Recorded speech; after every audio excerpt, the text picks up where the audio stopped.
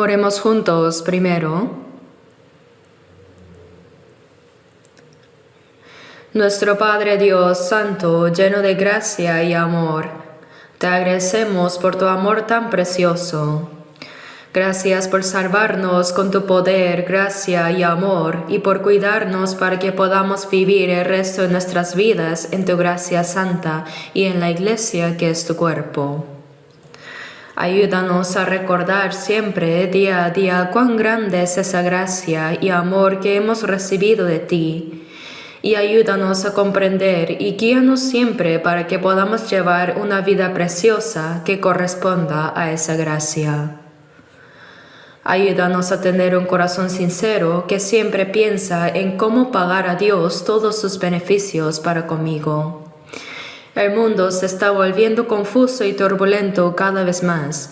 En medio de eso, Señor, despierta a nosotros los cristianos en este mundo para que podamos actuar como la sal y luz, y que nuestros corazones y pensamientos no sean arrebatados por las cosas vanas y pasajeras del mundo. Señor, sosténnos y guíanos más. También nuestro primer retiro de verano comenzó desde el viernes pasado. Y hoy se está predicando la palabra del Evangelio.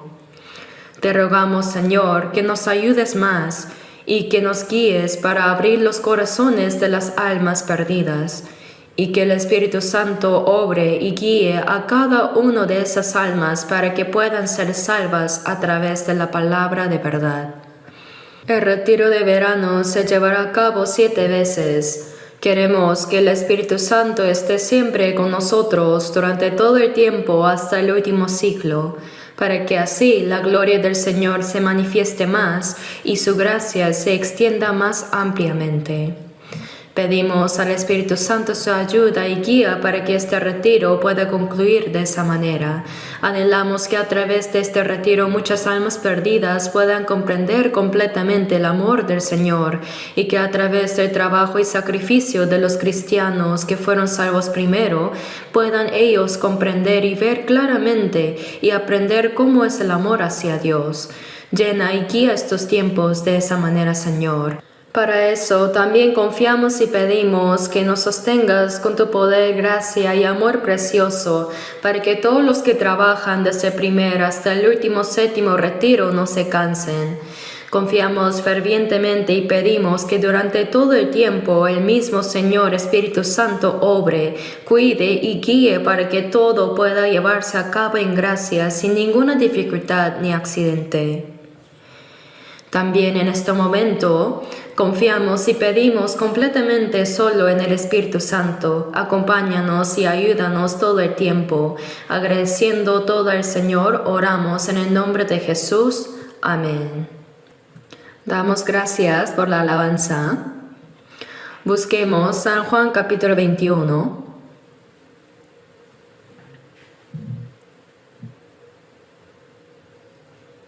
Juan capítulo 21.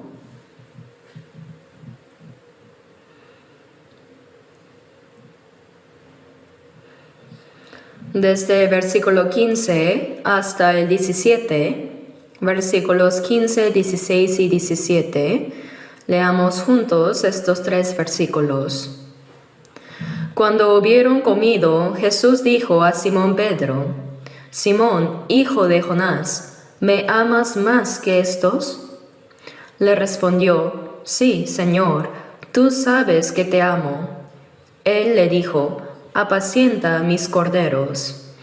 Volvió a decirle la segunda vez: Simón, hijo de Jonás, ¿me amas? Pedro le respondió: Sí, Señor, tú sabes que te amo. Le dijo: pastorea mis ovejas. Le dijo la tercera vez: Simón, hijo de Jonás, ¿me amas? Pedro se entristeció de que le dijese la tercera vez: ¿me amas? Y le respondió: Señor, tú lo sabes todo, tú sabes que te amo. Jesús le dijo: apacienta mis ovejas. Buenos días, hace mucho calor, ¿no? Gwangju ahora tiene una temperatura mucho más baja que Seúl. No sé bien cuál es la temperatura de hoy, pero cuando estuve allá en Gwangju el jueves pasado para ayudar, estaba unos 4 grados más fresco que aquí Seúl. Así que los que están sufriendo ahora por este calor y están así con el abanico deberán ir al retiro. Según las estadísticas de ayer, el número de participantes de retiro superó las 12,000 personas. Solo los registrados, así que parece que este año, con los retiros llevándose a cabo hasta el 7º siglo, se reunirán más de 12,000 personas. Entonces, para este retiro, los miembros de la Iglesia de Seúl no deben pensar que solo el cuarto es el retiro de la Iglesia de Seúl, sino que debemos pensar que desde el primero hasta el último 7º todo es nuestro retiro. Y aunque sus cuerpos no puedan estar allá, vamos a hundir nuestros corazones y mentes para poder orar juntos.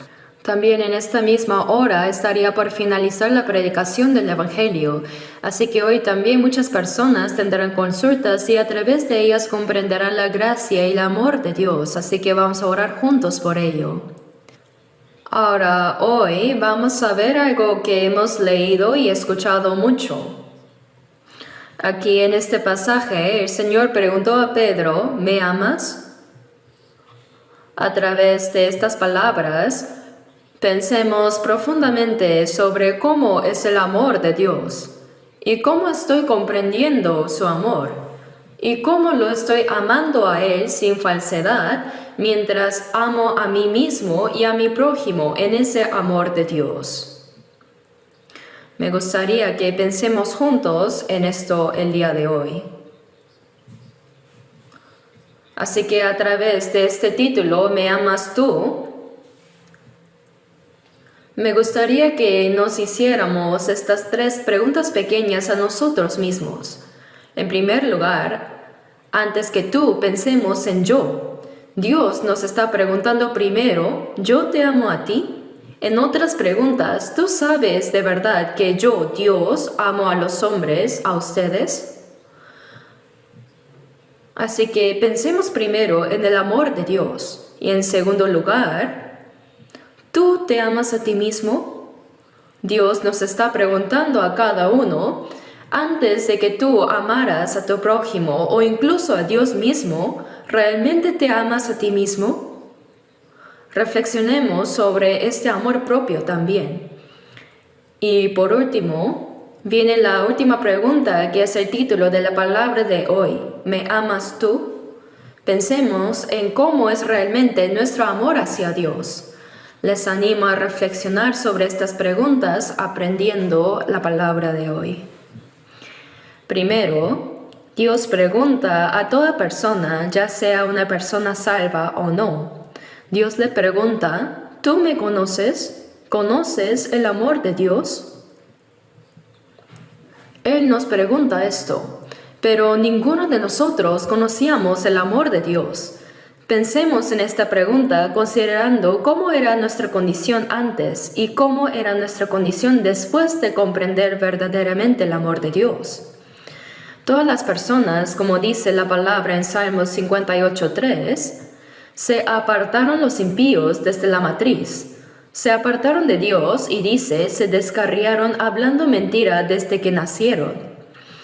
Por eso cuando Dios mira a todos los hombres en este mundo, después de que Adán cayó, a todas las personas nacidas en Adán, dice en Salmo 14:3, que no hay quien haga lo bueno, no hay ni siquiera uno, dice.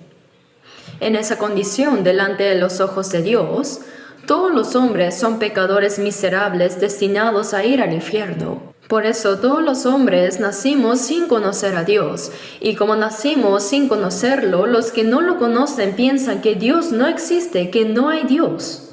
En Salmos 10:4 dice, el malo por la altivez de su rostro no busca a Dios, no hay Dios en ninguno de sus pensamientos. A ver, pensemos en todos los pensamientos que suele tener el ser humano. En todos esos pensamientos no está Dios.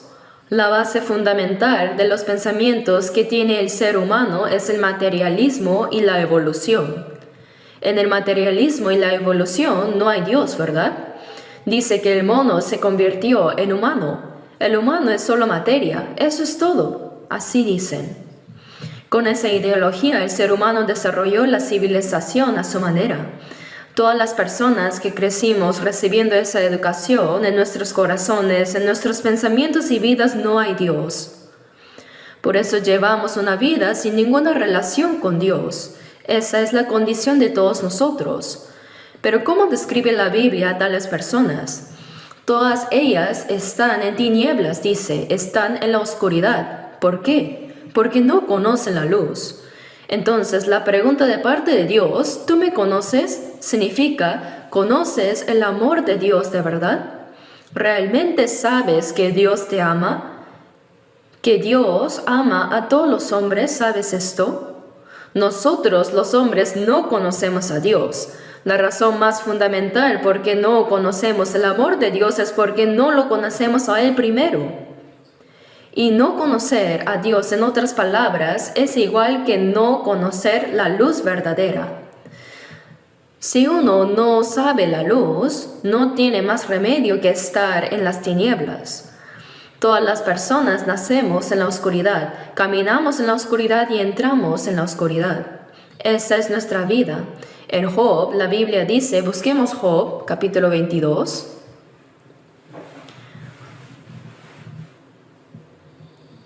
Si vemos Job 22, versículo 11, un hombre llamado Elifaz dijo lo siguiente a Job. Job 22, 11, leamos juntos. Oh tinieblas para que no veas, y abundancia de agua te cubre. Dice tinieblas para que no veas.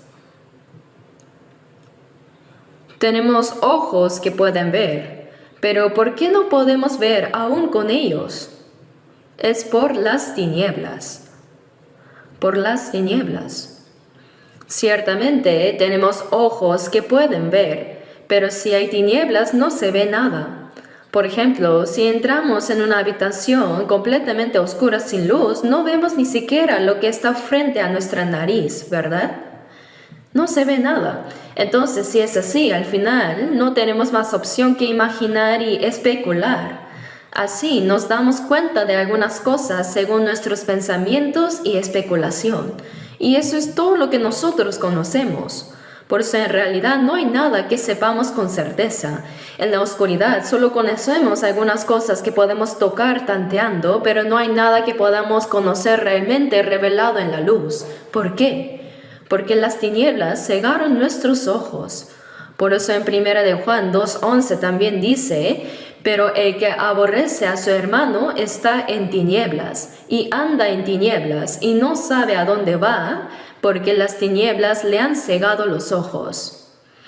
Las tinieblas ciegan nuestros ojos. Nos impiden ver aunque realmente podamos ver. Pensemos juntos, hermanos. Cuando piensan en la luz, ¿qué les viene primero a la mente? La luz del sol, ¿verdad? Cuando la luz del sol desaparece y no hay ninguna luz artificial hecha por el ser humano, cuando desaparece la luz del sol queda una oscuridad total, una tiniebla profunda.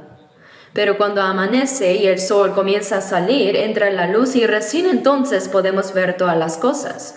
Por eso cuando pensamos en la palabra luz, lo primero que nos viene a la mente es la luz del sol.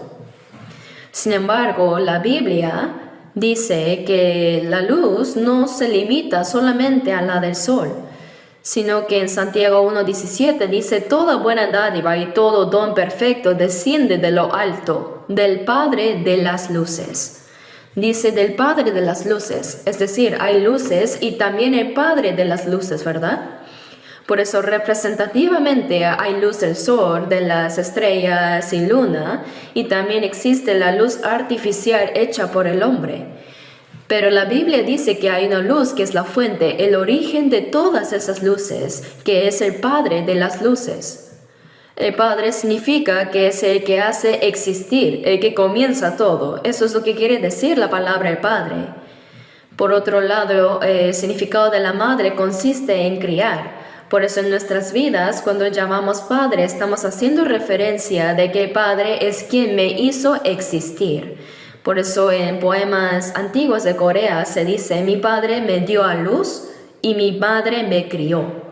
Así que hay una luz que es la más fundamental de todas las luces, y a eso se le llama el Padre de las luces. En Mateo 4:16 dice, el pueblo asentado en tinieblas vio gran luz. Al pueblo asentado en tinieblas no solo les resplandeció la luz, sino dice gran luz. Y a los asentados en región de sombra de muerte, luz les resplandeció.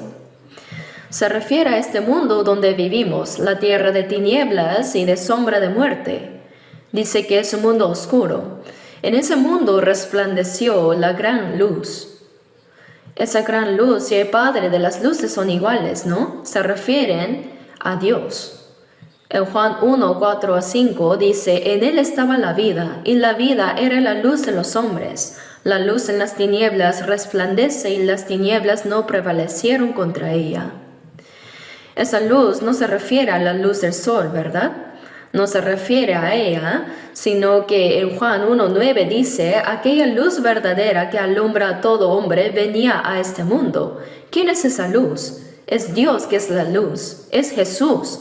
Así que Jesús dijo en Juan 12:36, entre tanto que tenéis la luz, creed en la luz, para que seáis hijos de luz. Jesús dijo que Él es la luz del mundo, y esa luz no se refiere a la del sol. Nosotros solo pensamos en la luz física como la del sol, pero hay una luz que es más fundamental y es la fuente de eso. Y Él es Dios. Pero nosotros nacimos en el mundo sin conocer esa gran luz, la luz verdadera, y solo habíamos vivido mirando la luz física como la del sol. Y no sabíamos que eso era la oscuridad, no sabíamos que eso era tinieblas. Cuando la luz entra en los ojos podemos ver y discernir cosas, podemos discernir el mundo físico, pero antes ni sabíamos que eran las tinieblas. Sin conocer la gran luz, la luz verdadera, la luz de la vida y de amor y de verdad, ese Dios, no se puede conocer nada del amor, de la vida ni de la verdad. De esa forma, ¿se puede saber realmente qué es la vida? ¿Se puede saber qué es la verdad? No. ¿Por qué? Porque aún no conocen a Dios, que es la gran luz y la luz verdadera. A eso la Biblia lo llama estar en tinieblas. Esas tinieblas nos impiden ver. Sin conocer a esa verdadera luz, la gran luz que es el Padre de las luces, sin conocer a Dios no se puede saber nada relacionado con Dios. Así que es imposible para una persona no salvada reconocer a Dios. Es imposible creer que Dios creó el mundo. Imposible creer en el cielo y en el infierno también, ¿verdad? ¿Por qué es así? Porque las tinieblas ciegan los ojos. Como no conocen la luz verdadera, solo al ver la luz del sol, la luz física, dicen que han visto ya la luz. Por eso cuando Jesús sanó al ciego de nacimiento en Juan capítulo 9, versículos 40 y 41, cuando los judíos preguntaron, ¿acaso nosotros somos también ciegos? Jesús les dijo, si fuerais ciegos no tendríais pecado, mas ahora porque decís vemos, vuestro pecado permanece. Viendo solo la luz física dice que no son ciegos, pero sobre la luz verdadera, la gran luz, no saben nada. Son verdaderamente ciegos, pero esa también era nuestra condición, ¿no? Yo y todos ustedes nacimos con esa condición de ciegos, por eso no sabíamos nada relacionado con Dios. Por eso los hombres dicen que no hay Dios y que el mono se convirtió en humano. Romanos 1:23 dice, cambiaron la gloria del Dios incorruptible en semejanza de imagen de hombre corruptible, de aves, de cuadrúpedos y de reptiles. Y así viven haciendo toda clase de maldades. Así también era nuestra condición antes. Las personas que no han recibido la salvación aún viven en el mundo así, ¿verdad? Por eso, si no conocemos este amor de Dios, no conocemos nada. ¿Por qué? Porque eso es estar en tinieblas. Las tinieblas hacen que uno no pueda ver, y como no puede ver, no sabe, y como no sabe, no comprende, y al final no hay nada más que la ignorancia. Aunque tengamos mucha sabiduría, poder, dinero y autoridad en este mundo, estas son cosas necesarias solo mientras vivimos en este mundo. Pero al final no resuelven mi problema de muerte ni del alma, por eso esa ignorancia es la primera condición de no conocer a Dios. El amor de Dios, cuando no conocemos a Él, que es la luz, no sabemos nada. Por eso en Job 8:9 dice, pues nosotros somos de ayer y nada sabemos, siendo nuestros días sobre la tierra como sombra. Somos como un niño nacido recién ayer, no sabemos nada. ¿Sobre qué? Sobre Dios, sobre el mundo eterno, no sabemos nada. Ahora el segundo punto. Antes en el primer punto hemos visto que las tinieblas cubrían nuestros ojos para que no podamos ver, pero ¿cuál es la segunda condición? Miremos un poco más atrás, en Job 23, versículo 17. Esta fue la respuesta que dio Job. En el versículo 17 vamos a ver la respuesta de Job. ¿Por qué no fui yo cortado delante de las tinieblas, ni fue cubierto con oscuridad mi rostro? Ahora en la respuesta de Job, si miramos desde el versículo 16, dice, Dios ha enervado mi corazón y me ha turbado el Omnipotente. Pero no fui cortado con tinieblas, dice. Está diciendo, no me cortó con las tinieblas. Si lo pensamos de otra manera, eso significa que la oscuridad sí puede cortarnos. La oscuridad cumple la función de cortar las relaciones.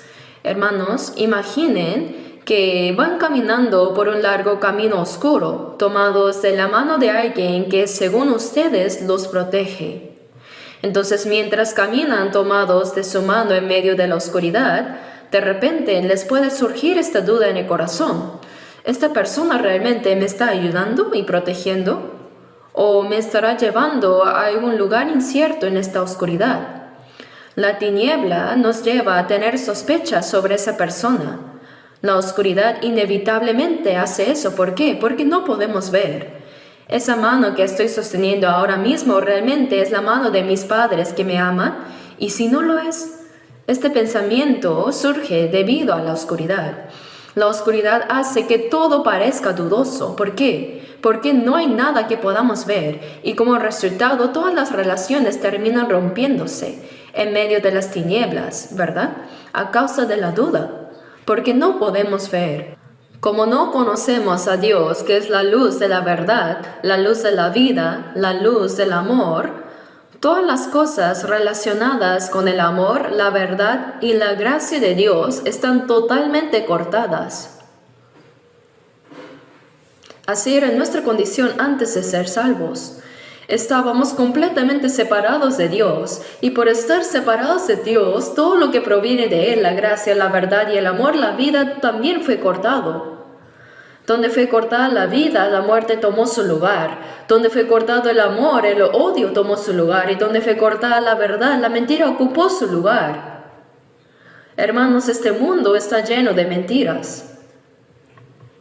Aunque digamos que hablamos con la verdad, en realidad, ¿cuántas veces hemos sido engañados por la mentira? Incluso en nuestra educación fue así. Vivimos creyendo esa mentira de que los monos se convirtieron en seres humanos. Aunque quizás no lo creíamos de corazón, lo aceptamos sin cuestionarlo, aunque era una mentira evidente, ¿no? Entonces, si pudimos aceptar una mentira tan grande, ¿cuántas mentiras pequeñas estarán por todas partes? Así es el mundo en el que vivimos. ¿Y cuál es la razón de esto? Es porque no conocemos la luz de la verdad. Por eso en el lugar de la verdad, la mentira ocupa su lugar. Y ese odio, esa muerte, todas esas cosas cortan nuestras relaciones. El odio rompe la relación con alguien que me ama. La muerte rompe la relación con una persona que amo de verdad. Lo mismo pasa con la mentira. Rompe todas las relaciones. Así es la oscuridad.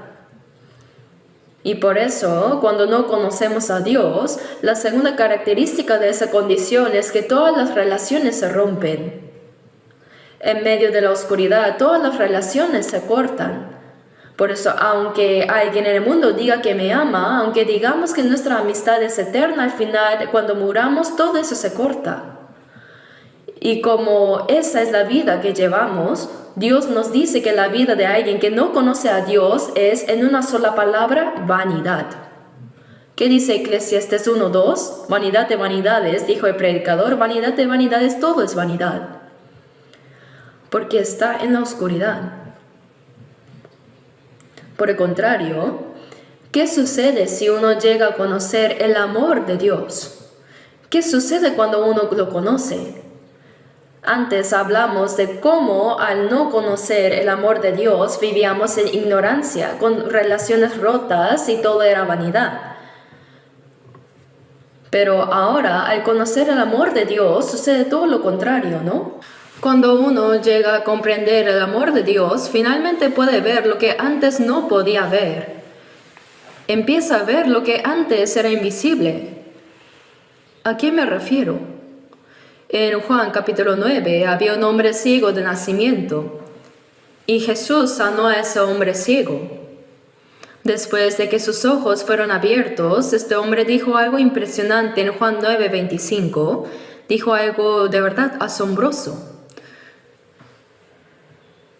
Cuando estos fariseos dijeron que Jesús era pecador, ese ciego cuyos ojos fueron abiertos dijo, si es pecador, no lo sé. No sé si esa persona es pecadora o no, pero una cosa que sé, que habiendo yo sido ciego, ahora veo. Cuando verdaderamente recibimos la salvación, recién vemos lo que realmente debemos ver. ¿Y qué significa ver lo que debemos ver? Significa que vemos la luz verdadera. La luz no es solo la luz del sol. Llegamos a conocer que existe una gran luz, la luz verdadera, el Padre de las luces. Y comprendemos de verdad que todo este mundo comenzó a partir de esa luz verdadera. Por eso, si no hemos recibido la salvación, si no hemos llegado a comprender el amor de Dios, entonces no podemos ver realmente. Solo al ser salvo es que verdaderamente podemos ver. Pero si no recibimos la salvación, aunque tengamos los ojos abiertos, no podemos ver. ¿Y qué es lo que no vemos? No vemos el mundo eterno, no vemos a Dios, no vemos a Jesucristo ni la cruz. No vemos la Biblia. Antes de ser salvos, por más que leamos la Biblia una y otra vez, no la entendemos. La leo en mi propio idioma, pero en coreano, pero no entiendo lo que dice. ¿Por qué sucede eso? Porque estaba ciego. Solo al recibir la salvación me doy cuenta de que, yo era ciego y ahora veo. Cuando entra la luz verdadera, empiezo a ver la Biblia. Veo la cruz de Jesucristo, veo el mundo eterno y veo el cielo eterno. Y así comienzo a dar gracias a Dios. Comienzo a amar más la cruz y comienzo a amar a Jesús y me surge en el corazón un deseo de vivir agradecido por esa gracia. Ese tipo de sentimientos no existían en mí antes. Nosotros no teníamos ese tipo de corazón por naturaleza. ¿Cómo éramos antes de ser salvos? Vivíamos diciendo no hay Dios. ¿Qué sabiduría puede haber en Dios? Así pensábamos y vivíamos. Pero cuando recibimos la salvación y la luz entró en nosotros, recién entonces vimos a Dios. Por eso, Efesios 5:8 también dice, porque en otro tiempo erais tinieblas, mas ahora sois luz en el Señor, andad como hijos de luz. Antes de ser salvos, antes de recibir la salvación, antes de recibir la luz, éramos personas que estaban fuera de Cristo.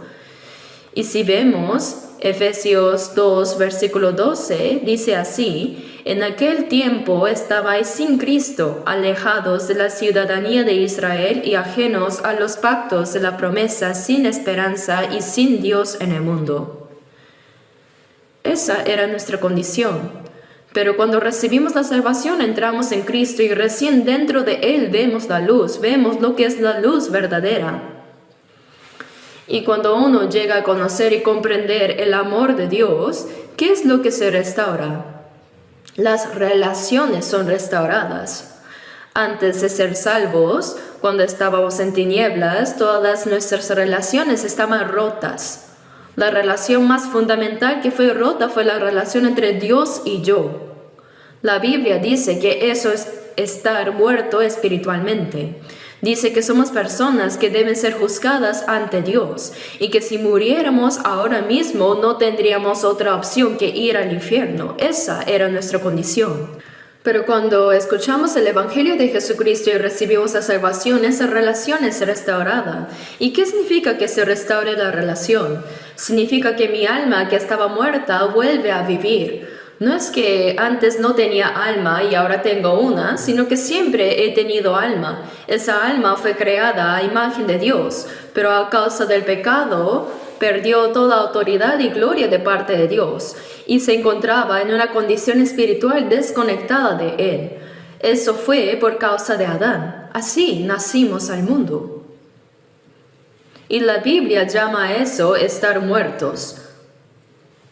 Por eso en Juan 5:25 dice, de cierto os digo, viene la hora, y ahora es, cuando los muertos oirán la voz del Hijo de Dios, y los que la oyeren vivirán. Nosotros éramos muertos espiritualmente. Nuestra relación con Dios estaba cortada a causa del pecado, pero cuando creemos que Jesús en la cruz perdonó nuestros pecados, como dice Hebreos 9:12, se cumplió la eterna redención. En ese mismo momento en que creemos en ese hecho, nuestra relación espiritual con Dios fue restaurada. Con solo creer en la cruz, la relación espiritual entre Dios y yo fue restaurada. Eso es lo que llamamos salvación. Y por eso decimos que la relación ha sido restaurada. La relación más fundamental ha sido recuperada. En 2 Corintios 6, 17 y 18 dice, por lo cual, salid en medio de ellos y apartaos, dice el Señor, y no toquéis lo inmundo, y yo os recibiré, y seré para vosotros por Padre, y vosotros me seréis hijos e hijas, dice el Señor Todopoderoso. ¿Cómo fue restaurada la relación? Como la relación entre un padre y un hijo. Dice, seré para vosotros por Padre, y vosotros me seréis hijos e hijas. Es la relación entre padre e hijo. Por eso cuando recibimos la salvación, Dios nos llama hijos suyos. Hermanos, cuán asombrosa es esta palabra. El Dios creador del cielo y de la tierra se ha convertido en mi Padre. La luz no es solo la luz física, no solo la del sol. ¿No hay acaso una fuente de la luz? Dios es esa fuente. Así como tengo un Padre que me dio a luz en esta carne, la fuente de todas las cosas es nuestro Dios Padre. Cuando recibimos la salvación, recién entonces comprendemos que Dios se ha convertido en nuestro Padre. Y esa restauración de la relación, ¿cómo se expresa? Como padre e hijo, como esposo y esposa, como novio y novia, y aún más como Señor y siervo. Así ha sido restaurada nuestra relación con Dios. Hay muchas formas de que nuestra relación con Dios es restaurada, pero hay un aspecto que solemos pasar por alto, y es que Dios es nuestro Señor y nosotros somos sus siervos. Sabemos bien que Dios es nuestro Padre. Decimos que Dios es nuestro esposo, nuestro pastor, y lo confesamos muchas veces en oración y en nuestras vidas damos testimonio de ello. Pero el hecho de que Jesús, que Dios sea nuestro Señor, eso lo olvidamos con facilidad en nuestra vida diaria. En Hechos 2:36 dice, sepa pues certísimamente toda la casa de Israel, que a este Jesús a quien vosotros crucificasteis, Dios le ha hecho Señor y Cristo. Esto significa que Dios ha hecho Señor mío a Jesús, quien fue crucificado por mí. Entonces, en nuestra vida diaria, ¿estamos viviendo con Jesús como nuestro verdadero Señor y nosotros de verdad como sus siervos? La verdad es que no. En Juan 15:14 Jesús nos llama amigos y por eso tratamos a Él como un amigo. Pero ¿cuándo nos dijo Jesús que somos sus amigos? Juan 15:14 dice, vosotros sois mis amigos si hacéis lo que yo os mando, si hacéis. Pero nosotros, sin obedecer sus mandamientos, puede que estemos tratando a Jesús como a un amigo. Eso está mal. Vivimos sin entender qué significa realmente la restauración de la relación con Dios. Una cosa es clara, que cuando comprendemos el amor de Dios, el amor de la cruz, esa relación con Dios se restaura. Y cuando la relación con Dios se restaura, también se recupera la relación con los demás. Antes de ser salvos, decíamos cosas como: a ese tipo no lo perdono ni muerto. Me voy a vengar cueste lo que cueste, pero después de ser salvos y aprender la palabra de Dios, reconocemos que esa forma de pensar era muy necia. Yo era tan limitado, era muy necio. Y así, incluso con personas que pensábamos que jamás podríamos perdonar, comenzamos a tener la fuerza para perdonarlas.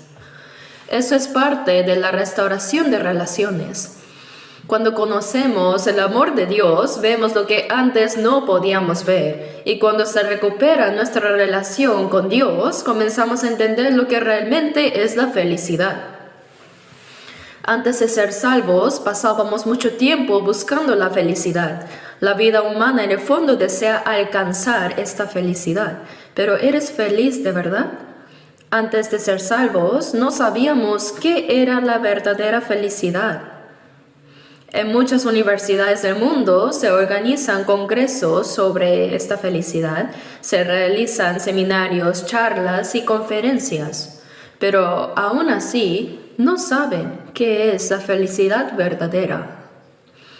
Dicen haber encontrado este gozo, pero viven con miedo de perderlo, llevando una vida infeliz. Muchos viven así en realidad. Tienen miedo constante de que esa felicidad que ahora tienen desaparezca. Sí hay personas que realmente viven así. Hermanos, ¿qué nos dice la Biblia que es la verdadera felicidad? En Deuteronomio 33, 29 dice: Bienaventurado tú, oh Israel, ¿quién como tú, pueblo salvo por Jehová? Entonces, la felicidad verdadera para el ser humano, ¿qué es? Es recibir la salvación, es ser salvo. Cuando uno recibe la salvación, comprende con claridad por qué existe en este mundo, por qué debe vivir su vida en esta tierra. Llega a conocer su propósito como un ser humano. Si uno no ha recibido la salvación y vive pensando que el mundo lo es todo, no entiende cuál es su verdadera función como persona. Por eso en Eclesiastes 12:13 dice: el fin de todo el discurso oído es este: teme a Dios y guarda sus mandamientos, porque esto es el todo del hombre. Temer a Dios y guardar sus mandamientos es la verdadera función del ser humano. Y cuando uno comprende ese propósito, puede ser verdaderamente feliz. En Deuteronomio 10, 12 a 13 también dice que guardar los mandamientos de Dios es para que tengas prosperidad. Así es. Cuando llegamos a conocer el amor de Dios, todas estas cosas se restauran. Y a través de estos retiros de verano, ¿cuál es el motivo fundamental por el cual tantas personas se sacrifican y sirven juntos, incluso en medio del calor? Es para restaurar la relación con Dios. Muchas personas viven sin saber que su relación con Dios está rota. Viven sin saber que están en tinieblas y que son ciegos. A esas personas nosotros les hacemos ver con claridad que hay una luz verdadera, una gran luz. Hay un Padre de las luces. Eso es lo que hacemos a través de estos retiros y es algo verdaderamente asombroso. Por medio de estos retiros, las almas perdidas llegan a conocer la obra que Jesucristo hizo por nosotros, que Jesús cargó con todos nuestros pecados y murió en la cruz perdonando eternamente nuestros pecados. Para que crean en ese hecho, es por eso que hacemos todo este esfuerzo.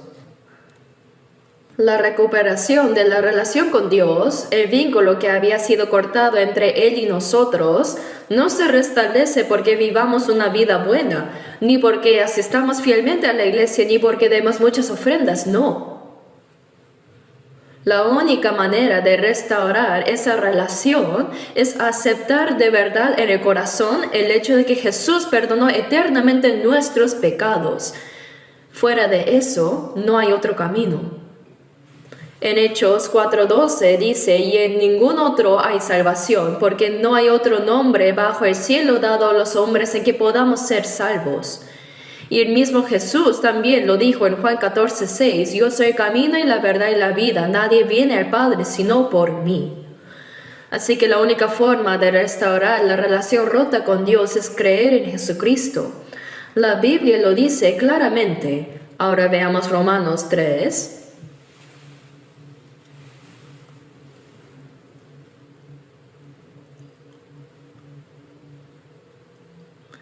Romanos capítulo 3, versículo 23. Romanos 3:23. Por cuanto todos pecaron y están destituidos de la gloria de Dios. Esta es nuestra condición cuando nacemos. Nacimos en este mundo en una condición destituida de la gloria de Dios. Pero dice que hay un camino para que tal persona ahora se convierta en hijo de Dios y sea justificada. Versículo 26 dice, con la mira de manifestar en este tiempo su justicia, a fin de que Él sea el justo y el que justifica al que es de la fe de Jesús. ¿Dónde pues está la jactancia? Queda excluida. ¿Por cuál ley? ¿Por la de las obras? No, sino por la ley de la fe. Concluimos pues que el hombre es justificado por fe sin las obras de la ley. Establecer una relación correcta con Dios no se logra viviendo una vida moral ni practicando una vida religiosa con esfuerzo, sino que se obtiene por medio de la fe, por la fe en la cruz de Jesucristo y no hay otro camino. A lo largo de estos retiros, mientras realizamos muchas consejería, vemos que algunas personas reciben la salvación muy fácilmente, mientras que otras, incluso después de haber escuchado todo con detalle, no llegan a recibirla. ¿Por qué? Porque no han comprendido que la salvación es por fe. Piensan, ¿cómo voy a ir al cielo y establecer una relación correcta con Dios solo con fe? Algo tengo que hacer, debo esforzarme por vivir bien, debo asistir fielmente a la iglesia, debo hacer algo para Dios y luego recibiré la salvación. ¿Cómo voy a ir al cielo solo por la fe? Esas personas se aferran a ese pensamiento y por eso no pueden creer de verdad. Incluso si dicen creer que Jesús perdonó eternamente sus pecados, por otro lado también piensan, pero igual tengo que esforzarme. Debo vivir fielmente la vida de iglesia y así creen que la salvación se logra por esa combinación. Esta es una de las razones más comunes por las cuales las personas no reciben la salvación, porque buscan mostrar sus propias obras. Pero ¿qué dice la Biblia? Habla de la ley de la fe. Romanos 1:17 dice más, pero el justo por la fe vivirá. Después de que Jesús murió en la cruz y resucitó, una de las cosas que más repitió fue cree. Uno de los discípulos de Jesús, Tomás, no pudo creer en la resurrección, pero Jesús le dijo en Juan 20:27, pon aquí tu dedo y mira mis manos, y acerca tu mano y métela en mi costado, y no seas incrédulo sino creyente. No seas incrédulo sino creyente. Hermanos, la salvación en sí misma es una obra mucho más grande y difícil que la creación de los cielos y la tierra. ¿Por qué? Porque cuando Dios creó el mundo, no sudó ni una sola gota, ni derramó una sola gota de sangre. Pero para salvar a un pecador como yo, Dios entregó a su propio Hijo hasta la muerte. Dios derramó toda su sangre y agua en la cruz y ahora nos dice, cree en esto. La salvación fue la obra más difícil y dolorosa para Dios. Pero no nos pidió que nosotros hiciéramos esa obra, sino que su Hijo Jesucristo ya la completó y ahora nos ofrece esa salvación como un regalo y nos dice, recíbelo. Efesios 2:8 dice, porque por gracia sois salvos por medio de la fe, y esto no de vosotros, pues es don de Dios. ¿Y qué es don? Un regalo. Solo hay que recibirlo. Así que desde la perspectiva de Dios, la salvación fue más difícil que crear el universo. Pero desde la perspectiva del ser humano es lo más fácil. ¿Por qué? Porque no tenemos nada que hacer. Solo tenemos que creer lo que Jesús ya hizo, solo debemos recibirlo. ¿Acaso es difícil recibir un regalo? Si alguien dice que es difícil recibir, es porque algo anda mal en esa persona, ¿no? Cuando alguien nos da un regalo con gratitud en su corazón y aún así decimos que es difícil aceptarlo, es porque tenemos una manera equivocada de pensar. Dios nos ha dado la salvación como un regalo. Entonces, ¿cuál es el único camino para conocer el amor de Dios, para restaurar nuestra relación con la luz verdadera, el Padre de las luces? La única manera es por la fe, no hay otro camino. Y por medio de esa fe es que llegamos a conocer a Dios y comprender verdaderamente su amor.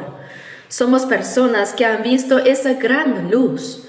Cuando decimos que alguien ha sido salvo, significa que esa persona ha visto la gran luz, ha visto al Padre de las luces, no con los ojos físicos, sino con los ojos del corazón a través de la palabra. Somos ese tipo de personas. Por eso tenemos esperanza en un mundo que no hemos visto. Los cristianos renacidos tenemos esperanza en un mundo al que no hemos ido todavía, que no conocemos y que no hemos visto. Tenemos esperanza en el cielo. ¿No es eso algo maravilloso? El mundo dice con todo tipo de estudios y razonamientos que venimos del mono, pero nosotros conocemos lo más esencial, que Dios nos creó. ¿No es esta una sabiduría verdaderamente asombrosa? La sabiduría de alguien que ha sido salvo no puede compararse con la sabiduría del mundo. Por eso en Proverbios 9:10 dice, el temor de Jehová es el principio de la sabiduría. Nosotros, los cristianos, somos personas que poseemos esa base, el principio de la sabiduría. Y todo eso fue formado únicamente por medio de la fe en Jesucristo. Gracias a esa fe comprendimos el amor de Dios y finalmente conocimos a Dios. Y a esa persona Dios le hace una segunda pregunta. ¿Tú amas a ti mismo? ¿Te amas a ti mismo? Hermanos, ¿de verdad se aman a sí mismos? Les animo a reflexionar profundamente sobre esta pregunta. No solo escuchen esto como parte de un sermón y lo dejen pasar, sino piensen sinceramente, ¿realmente me amo a mí mismo? ¿Y por qué es tan importante esto?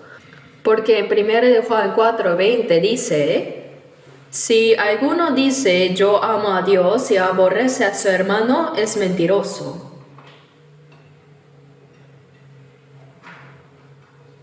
Creo que no me creen, vamos a buscar. Vamos a buscar 1 Juan, capítulo 4.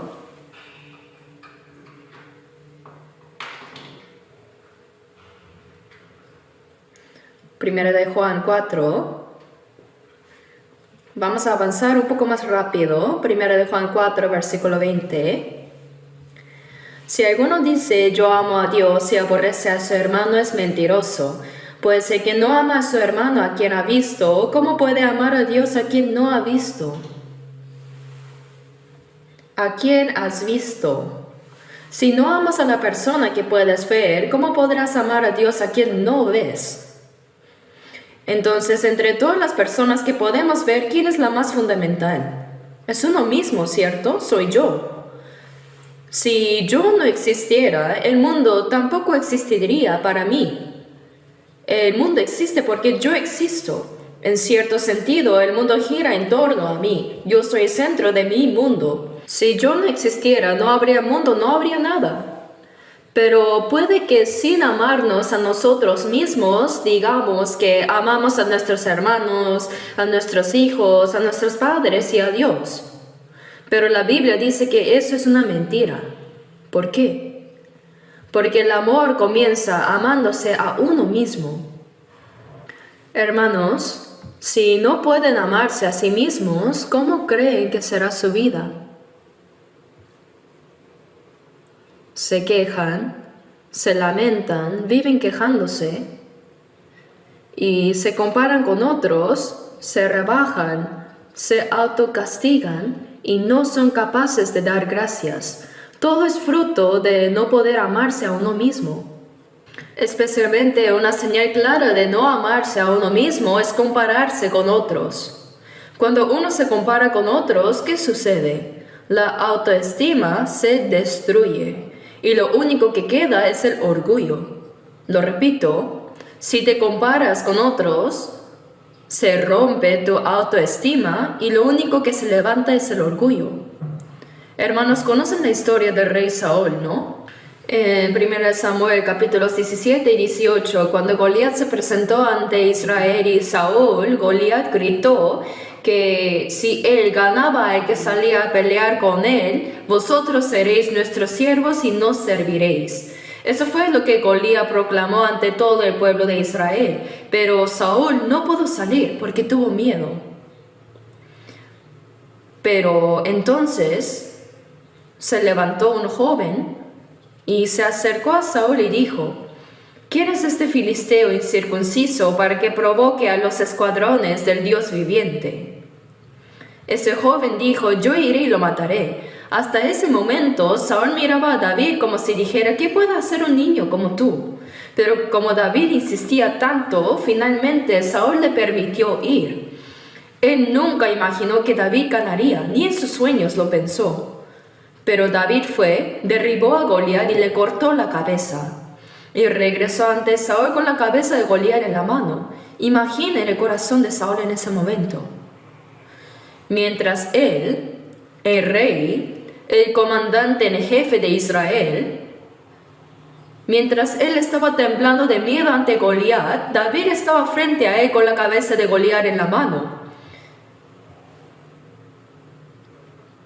Y entonces el pueblo comenzó a alabar a David. 1 Samuel 18:7 dice: Saúl hirió a sus miles y David a sus 10,000. Cuando esto se repetía constantemente, Saúl lo sabía. Aunque los demás no lo supieran, él mismo conocía su propia cobardía. El hecho de que no se atrevió a salir cuando Goliat estaba desafiando al pueblo de Israel. Él sabía que no tuvo valor y que David, siendo un muchacho, confió en Dios y ganó la victoria. Y cuando todo el pueblo comenzó a alabar a David, ¿qué sintió Saúl? Su autoestima fue completamente destruida. Yo soy el rey, y ese muchacho fue y venció confiando en Dios. Entonces, ¿yo qué soy? Su autoestima desapareció, pero ¿qué fue lo que aumentó? Su orgullo. A David dieron 10,000 y a mí 1,000. No le falta más que el reino. Y desde ese momento, Saúl quiso matar a David. El ejemplo clásico de alguien que ha perdido su autoestima y solo vive con orgullo herido es el rey Saúl. Alguien que no sabe amarse verdaderamente a sí mismo termina comportándose de esa manera. Quien no conoce lo que significa amarse verdaderamente termina convirtiéndose en una persona profundamente egoísta y centrada en sí misma. Así era Saúl. Él era el rey, el comandante supremo de Israel. Pero cuando David mató a Goliat, aunque su orgullo se viera afectado, lo correcto habría sido elogiar a David, tenerlo cerca y levantarlo aún más. Eso es lo que haría alguien grande, pero Saúl no pudo hacerlo y terminó persiguiendo a David hasta la muerte. Así es una persona sin autoestima, que vive solo con su propio orgullo. Durante la época de los jueces, hubo un juez llamado Gedeón. Después de una gran victoria en batalla, Gedeón tomó muchas esposas y tuvo 70 hijos. Vamos a ver el capítulo 9 del libro de Jueces. Busquemos juntos. Uno de los hijos de Gedeón se llamaba Abimelech. Este hombre mató a todos sus hermanos, es decir, a los hijos de su padre de otras mujeres. Sus medios hermanos los mató a todos. Y los hombres de Siquem lo hicieron rey. Pero cuando él mató a todos los príncipes, hubo uno que sobrevivió, un hombre llamado Jotam. Él fue el único que escapó. Y luego desde el monte de Gerizim, que era el monte donde los israelíes proclamaban bendición al entrar en la tierra de Siquem, mientras que en el monte Ebal se proclamaba maldición, desde ese monte Jotam proclamó un mensaje profético a los habitantes de Siquem. ¿Y qué tipo de mensaje profético dio? En Jueces capítulo 9 versículo 8, aquí se hace una comparación con ciertos árboles. Y la zarza al que se refiere en esta parábola representa a Abimelech, quien mató a todos sus hermanos y fue hecho rey por los hombres de Siquem. Veamos Jueces 9:8. Fueron una vez los árboles a elegir rey sobre sí, y dijeron al olivo, reina sobre nosotros. Mas el olivo respondió, ¿he de dejar mi aceite, con el cual en mí se honra a Dios y a los hombres, para ir a ser grande sobre los árboles? Hermanos, estos árboles que aparecen, el olivo, la higuera y la vid, ¿qué tienen en común? Cada uno de ellos produce un fruto que es agradable tanto para Dios como para los hombres, un fruto que da gloria a Dios y alegría a las personas. Es decir, tienen belleza y valor ante Dios y ante los hombres, y todos ellos responden en común diciendo, ¿cómo voy a dejar lo que Dios me ha dado, mi propósito, para ir a gobernar sobre los árboles? ¿Qué representa eso? Autoestima. Ellos saben quiénes son, reconocen lo que Dios les ha dado. Eso es tener una sana autoestima, pero ¿cómo es la zarza? No tiene nada que ofrezca gloria delante de Dios ni los hombres, no tiene fruto, belleza ni utilidad. Y aún así, ¿qué dice la zarza? Vamos a ver versículo 14. Dijeron entonces todos los árboles a la zarza, anda tú, reina sobre nosotros. Y la zarza respondió a los árboles, si en verdad me elegís por rey sobre vosotros, venid, abrigaos bajo de mi sombra, y si no, salga fuego de la zarza y devore a los cedros del Líbano. Ahora pues, si con verdad y con integridad habéis procedido en hacer rey a Abimelech. ¿Qué sucedió acá? Eligieron como rey a Abimelech, que era como esa zarza. ¿Y qué se le pregunta? ¿Realmente eso fue con verdad y con integridad? ¿Fue correcto hacer rey a alguien que es como esa zarza? ¿Qué dijo la zarza? El que no obedezca a mi voz, que salga fuego de mí y los consuma. Eso fue lo que dijo. Pero los tres árboles anteriores, el olivo, la higuera y la vid, todos respondieron, ¿cómo voy a abandonar el fruto que agrada a Dios y a los hombres, el fruto que glorifica a Dios para gobernar sobre los árboles? Eso es tener autoestima. Pero la zarza no tiene autoestima, sino solo orgullo. Por eso cuando alguien toca y hiere su orgullo, ¿qué hace? Mata a todos. Al final, ¿cómo murió Abimelech? Una mujer de Siquem le lanzó una piedra de molino desde una torre y se le rompe la cabeza. Así terminó. Ese es el destino de quien ha perdido la autoestima y solo vive con orgullo. Veamos otro ejemplo. Durante el tiempo de la reina Esther había un hombre llamado Amán. Mardoqueo no se arrodilló ante él ni se inclinó, y por eso Amán, que ya no tenía autoestima, solo orgullo, dijo, ¿cómo se atreve ese hombre a no inclinarse ante mí? No sabe quién soy yo. No solo lo mataré a él, sino también a todo su pueblo. Y al final, ¿cómo terminó él? Colgado del mismo madero que había preparado para Mardoqueo. Hermanos, esa es la imagen de alguien que no sabe amarse a sí mismo. Alguien que ha perdido su autoestima y solo le queda orgullo. Esa es una persona que no se ama, es profundamente egoísta. Pero al contrario, ¿cómo es una persona que verdaderamente se ama? Es una persona altruista, abnegada y generosa. Vive para los demás, por otros. ¿Por qué? Porque tiene autoestima. ¿Y quién es el perfecto ejemplo de eso? Jesús. Jesús oró en la cruz por aquellos que lo estaban crucificando. Padre, perdónalos porque no saben lo que hacen.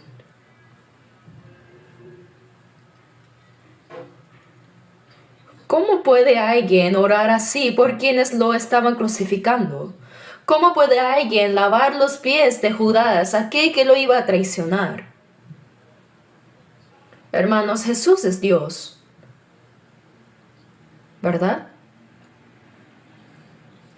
Y todo lo que Él hizo, lo hizo para dejarnos ejemplo. Jesús lavó los pies de que lo traicionó. Nos mostró que nosotros también debemos actuar así. ¿Y cómo es eso posible?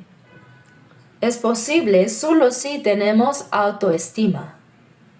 ¿Y qué tipo de autoestima? La autoestima de ser hijos de Dios, hijos de la luz. Sin eso es imposible. Sin eso, cualquier herida al orgullo nos lleva a enojarnos, a explotar y a causar caos a nuestro alrededor. Esa es la actitud de alguien sin autoestima pero con gran orgullo. Por eso Dios nos dice primero, antes de amar a Dios, ámate a ti mismo. Ámate primero.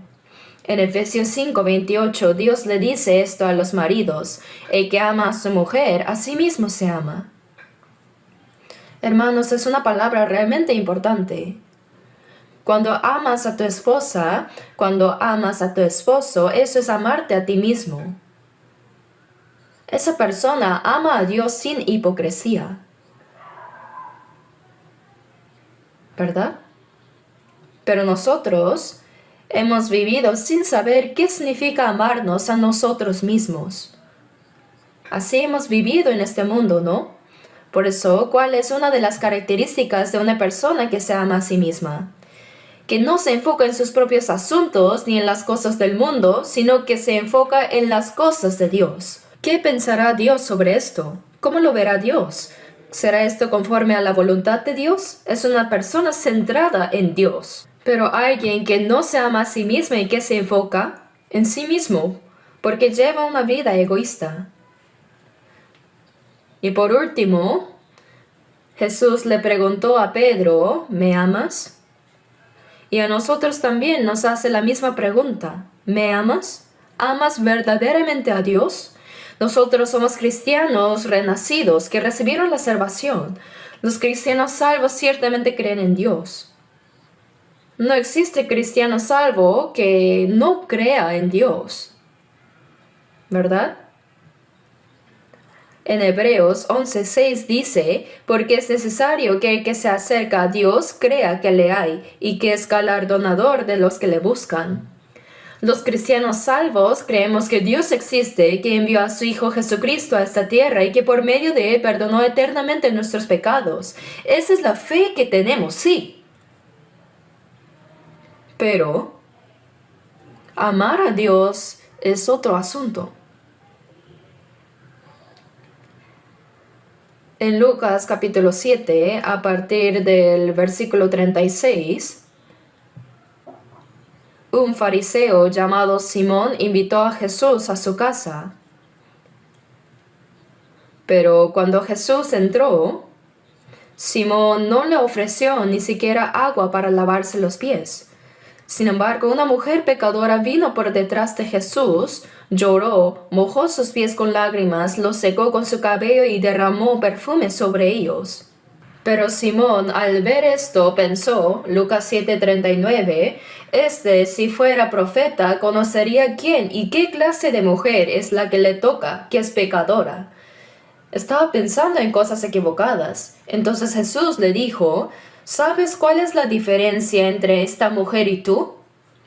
Entré en tu casa y no me diste agua para mis pies, mas ésta ha regado mis pies con lágrimas y los ha enjugado con sus cabellos. ¿Qué diferencia hay entre ustedes dos?, preguntó Jesús. Y dijo, porque amó mucho, por amor. Nosotros también creemos en Jesús, creemos en Dios y en la Biblia, eso no lo negamos. Pero en cuanto a amar a Dios y a Jesús, ahí es donde hay una gran diferencia entre los cristianos. Hay quienes están dispuestos a seguir al Señor hasta la muerte, mientras que hay quienes no tienen ningún interés en las cosas de Dios. Salmo 138:8 dice, Jehová cumplirá su propósito en mí. Dios completó lo que tiene que ver conmigo. Y entre todas las cosas relacionadas conmigo, la más grande y la más importante es el problema de la muerte. ¿Y cómo lo resolvió? ¿A través de quién? A través de la muerte de su Hijo. Dios cumplió completamente esa obra para mí. Pero si una persona que dice creer en Dios no ama verdaderamente a Dios, entonces no tienen interés alguno en las cosas de Dios. Aunque se esté celebrando un retiro de verano, dice, eso es asunto de ellos. se va de viaje al extranjero. Así, ¿no? No es la actitud correcta. Hermanos, las cosas relacionadas con Dios son muchas para nosotros los cristianos. Toda nuestra vida está relacionada con Dios, de hecho. ¿Por qué? Porque después de resucitar, Jesús dijo en Juan 20:21, paz a vosotros. Y luego dijo, como me envió el Padre, así también yo os envío. Dios nos ha enviado. Los cristianos salvos somos personas enviadas por Jesús a este mundo. ¿Y por qué fuimos enviados? Para cumplir las cosas relacionadas con Dios. Pero si ni siquiera mostramos interés por las cosas de Dios, ¿podemos decir que amamos verdaderamente a Dios? ¿Tenemos fe en Dios? Sí, pero no amor por Dios. Permítame decirlo así. Hermanos, creer en Dios y confiar en Dios no son exactamente lo mismo. Deberían significar lo mismo, pero en la práctica son diferentes. Nosotros, sin duda, creemos en Dios, pero en nuestra vida diaria hay muchísimas ocasiones en las que no confiamos en Él. Por ejemplo, conozco a alguien desde que era pequeño y sé con certeza que esa persona es alguien que me ayudaría, que estaría dispuesto a acompañarme en medio de mis dificultades. Lo creo sinceramente. Pero ahora mismo, esa persona no tiene ni para comer. Y yo también estoy pasando por una situación económica muy difícil. Entonces, aunque creo que esa persona me ayudaría, no le entrego mi carga, no le pido ayuda. ¿Por qué razón? No le puedo confiar. ¿Por qué? Porque sé que no tiene la capacidad de ayudarme. Y si lo pensamos así, podemos ver que creer y confiar pueden ser diferentes. Nosotros sí creemos en Dios, pero confiar es otra cosa. Y como no confiamos, ¿qué pasa? No le entregamos nuestras preocupaciones, ni nuestro camino, ni carga, ni nada. Todo lo llevamos a nosotros mismos, porque no tenemos una conexión viva con Dios. Y sin embargo decimos con la boca, Dios, yo te amo. Tú lo sabes, ¿verdad? Entonces, ¿qué respondería Dios? ¿Así? Pues yo no lo sabía. Esa podría ser nuestra condición. Por eso, si no conocemos el amor de Dios, decir que amamos a Dios es una mentira. El día de regreso del Señor está cada vez más cerca. Entonces, ¿cuánto más tiempo vamos a seguir diciéndole mentiras a Dios? Meditemos esto, preguntemos esto. Debemos vivir con sinceridad delante de Dios, no con hipocresía.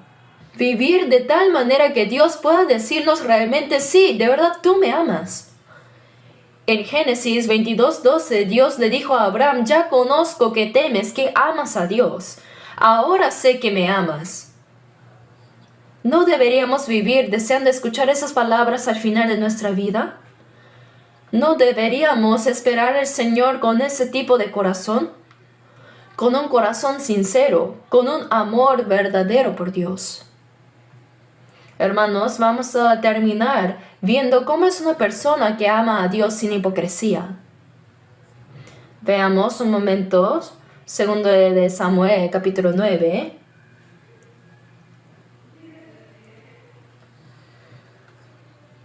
Este pasaje habla de Mefiboset, segundo de Samuel, capítulo 9. Segundo de Samuel 9. Es sobre Mefiboset, quien era nieto de Saúl. Su padre era Jonatán, el hijo de Saúl.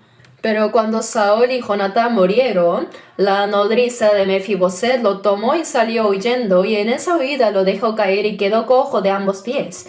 En ese momento, Mefiboset tenía 5 años. Así que él recordaba cómo era cuando podía caminar. Recordaba cómo su familia pertenecía a la realeza.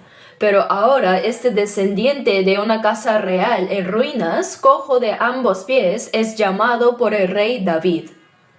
Y David le dijo lo siguiente: Veamos en 2 de Samuel 9, versículo 7.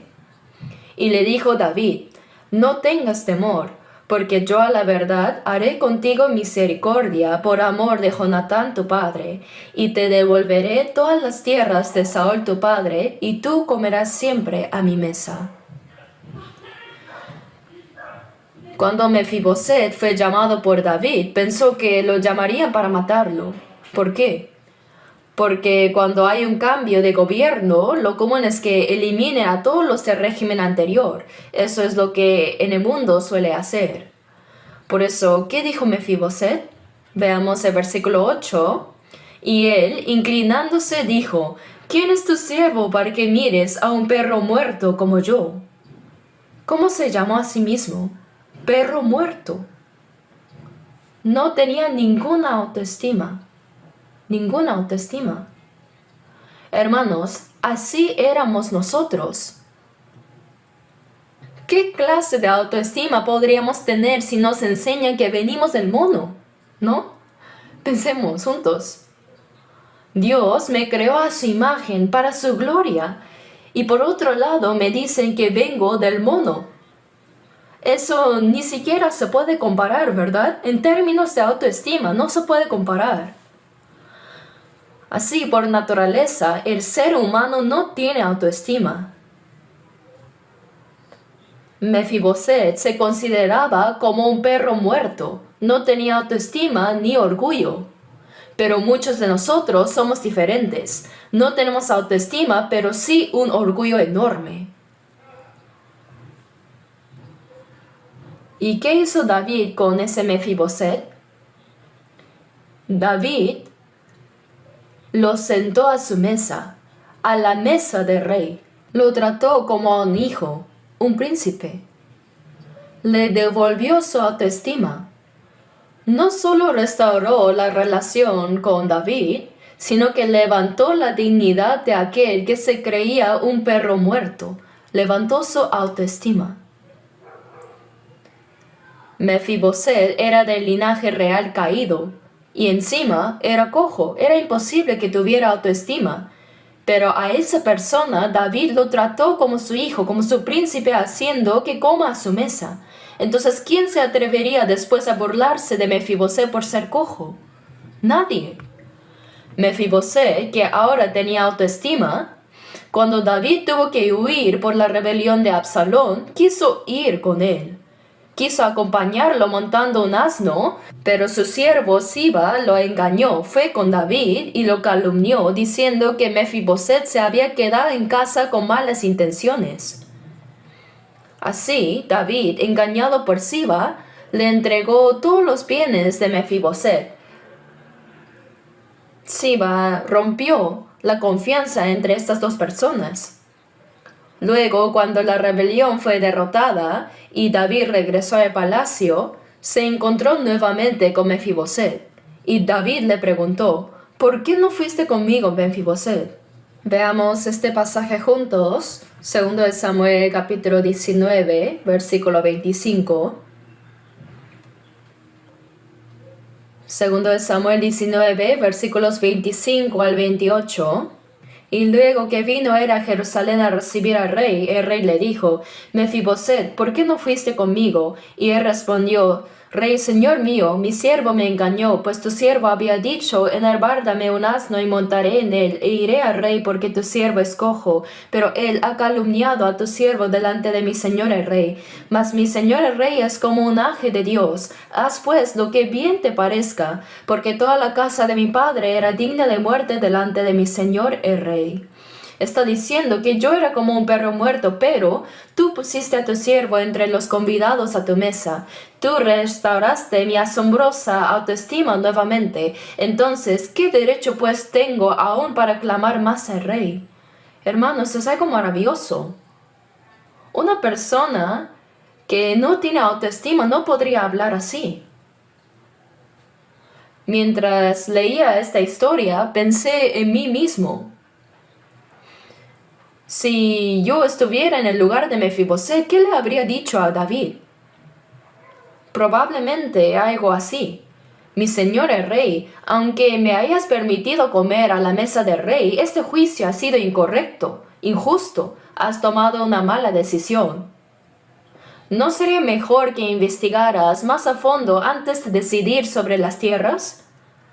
Ni siquiera me diste la oportunidad de explicar, solo escuchaste una parte de mi siervo y le diste todo a él.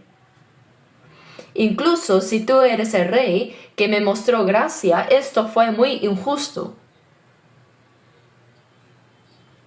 Y ahora que me dices que divida las tierras con Siba, no, ya no quiero nada, que se lo quede todo. Y además me voy, ya no quiero estar con usted. Quizá habría dicho eso yo, porque tengo un corazón muy terco. Pero escuchemos lo que dijo Mefiboset.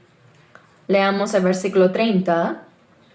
Y Mefiboset dijo al rey, deja que él las tome todas, pues que mi señor el rey ha vuelto en paz a su casa. Mefiboset no lo dijo con amargura, como en el ejemplo que yo acabé de dar. Lo dijo con autoestima. Él lo dijo con autoestima. ¿Qué significa eso? Mefiboset dijo, el rey que me restauró la dignidad, la autoestima, el rey que me levantó del polvo ha vuelto en paz al palacio. Entonces, si el rey está en paz, entonces nada más importa. No importa si me quitan las tierras, no importa si me lo arrebatan todo. Nada de eso me afecta. Eso es una persona con autoestima. Una persona con orgullo habría respondido como yo lo imaginé. Eso fue injusto, fue una mala decisión así. Pero alguien con autoestima no actúa de esa manera. Él solo deseaba una cosa, que el rey esté en paz. Es ese corazón de alguien que ama verdaderamente al rey, de alguien que se ama a sí mismo y de alguien que ha sido restaurado en su dignidad. Mefiboset se llamó a sí mismo antes como un perro muerto. Pero ahora dice, si el rey está en paz, todo lo demás no importa. Hermanos, comparemos esta actitud de Mefiboset con nuestras propias vidas en las que decimos yo amo a Dios. ¿Amamos a Dios con este tipo de sinceridad? ¿Estoy viviendo con autoestima verdadera o simplemente guiado por el orgullo? Hermanos, en nuestra vida cristiana, después de ser salvos en medio de nuestra vida de fe y de la iglesia, cuando nuestro orgullo se hiere tan solo un poco, ¿qué hacemos? ¿Nos enojamos, nos airamos, nos levantamos a discutir? Pero si lo pensamos en otras palabras, ¿quién fue el que restauró nuestra autoestima? Fue Dios. ¿Quién fue el que me tomó siendo como un perro muerto y me hizo hijo de Dios? Fue Dios. Entonces, ¿qué actitud deberíamos tener? Si Dios está en paz, entonces yo puedo soportar cualquier injusticia. Esa era la actitud de Mefiboset. Si Dios está en paz, entonces renuncio a mis deseos carnales. Si Dios está en paz, no cometeré este pecado. Esa es la actitud de una persona con autoestima. Pero nosotros, en medio de nuestra vida diaria, seguimos pecando. Y cuando pecamos, Dios no puede estar en paz. El pecado rompe la paz, el descanso de Dios. Si aún sabiendo esto seguimos impidiendo el descanso de Dios con nuestro estilo de vida y aún así decimos Dios te amo, ¿no creen que eso lastimaría profundamente el corazón de Dios? ¿No es así, hermanos? Nosotros, los cristianos salvos, debemos vivir con autoestima verdadera, no con orgullo. Y cuando tengamos esa autoestima, reconocemos que todo lo que Dios nos ha dado es por gracia. Lo que antes parecía cotidiano y sin importancia, ahora lo reconocemos como un regalo de Dios, lo entendemos como pura gracia. Esa es la actitud de quienes viven con verdadera autoestima, ¿cierto? Y esas personas son las que aman de verdad a Dios. Meditemos, ¿qué tipo de amor tengo yo por Dios después de haber recibido la salvación? ¿Cómo estoy amándolo en mi vida? Ojalá este retiro pueda ser un tiempo para pensar profundamente en esto. Oremos juntos. Señor Dios, te damos gracias de corazón por tu preciosa gracia y tu amor. Reconocemos que nacimos en este mundo sin conocerte. Éramos como ciegos y como perro muerto. No teníamos ninguna dignidad, pero nos has hecho hijos tuyos y nos has restaurado como hijos de luz. Por eso queremos vivir el resto de nuestras vidas para ti. Te rogamos con todo nuestro corazón que nos conduzcas y nos guíes para que podamos vivir una vida en la que primero aprendamos a amarnos a nosotros mismos y luego a quienes nos rodean y así amar de verdad a Dios con un amor genuino. Si en mi vida solamente tú, Señor, puedes estar en paz, aunque esta sea una palabra pequeña, quiero que ella sostenga mi corazón, para que así pueda reflexionar profundamente siempre en cómo estoy amando realmente a ti. Te pido que concedas esta reflexión a cada uno de nosotros. Ahora ha comenzado el retiro de verano. Te pedimos que desde el comienzo hasta el final del 7º ciclo nos guíes con gracia aún más abundante y con amor, y que todo se realice sin ninguna dificultad y que podamos concluirlo en medio de la plenitud de tu gracia. Por todo esto te damos gracias y oramos en el nombre de Jesús, quien nos ama y nos guarda hasta el fin. Amén.